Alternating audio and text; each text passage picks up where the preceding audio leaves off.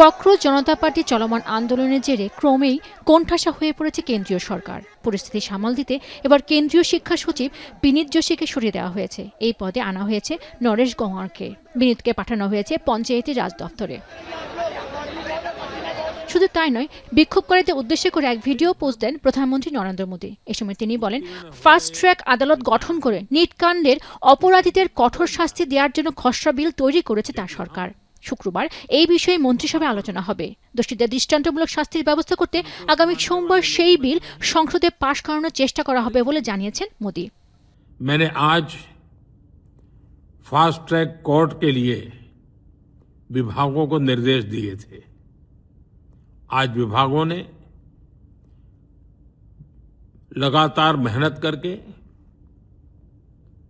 देर रात मुझे मुसद्दा भी दे दिया। फास्ट ट्रैक कोर्ट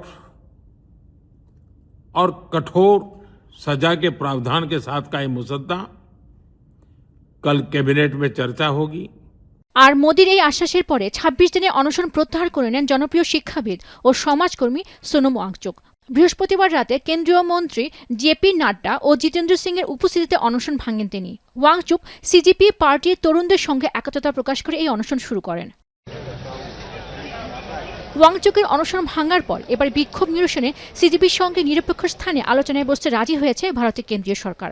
ভারতীয় গণমাধ্যমগুলো জানিয়েছে, স্থানীয় সময় শুক্রবার দুপুর 12:30টায় নয়াদিল্লির প্যাটেল হাউসের কনস্টিটিউশন ক্লাবে কেন্দ্রীয় মন্ত্রীদের সঙ্গে দেখা করবেন সিজিপির প্রতিনিধি দল। আর খবরটি নিশ্চিত করে সিজিপির প্রধান মুখপাত্র সৌরভ দাস বলেন, আলোচনায় একটি নিরপেক্ষ স্থানে সরিয়ে নিতে সরকারি সিদ্ধান্তকে তার সংগঠন স্বাগত জানিয়েছে।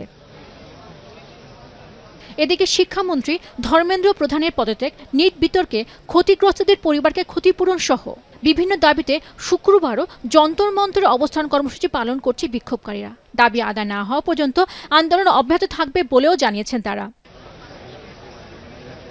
পেনিকা সুলতানা, এখন বিশ্ব।